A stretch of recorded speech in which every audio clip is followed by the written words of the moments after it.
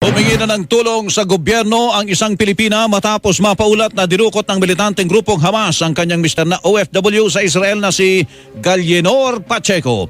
Ayon kay Clarice, nakita niya sa mga kumakalat na videos sa social media ang pagdukot ng Hamas sa kanyang asawa. Base po sa video makikita niyo po dun na sinakay po siya Tapos hanggang ngayon wala pa rin pong balita. Kaya nag-aalala na po kami. Bago dukutin ay nakapag-text pa muna sa kanya ang mister.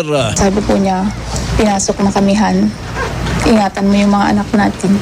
Dulot nito personal na umapila kay Pangulong Bongbong Marcos si Clarice.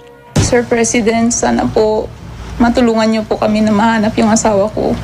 Nagmamakaawa po kami kasi ang hirap po Wala naman pong kasalanan yung asawa ko. Ang tinig ni Clarice Pacheco, asawa ng OFW na napaulat na dinukot sa Israel. Kinukumpirma pa ng embahada ng Pilipinas sa Israel kung dinukot nga ng Hamas ang OFW. Ngunit kung sakali na talagang hawak ng grupong Hamas ang OFW, handang makipagnegosasyon ang ating gobyerno. We have to negotiate, for example, na for the safe return, no? Kasi lalo na neutral naman tayo dyan, hindi tayo talagang kasama dun sa kanilang conflict, no?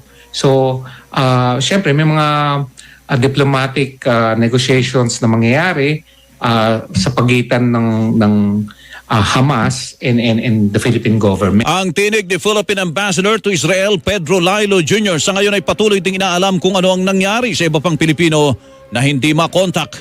Habang tumatagal na walang komunikasyon, ay lalong tumataas yung risk na maaring patay na yung tao, no? Or maaring nasa masamang kalagayan.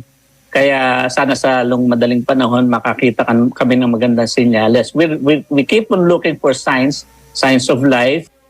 Ang tinig ni Consul General and Deputy Chief of Mission Anthony Mandap ng Embahada ng Pilipinas sa Israel.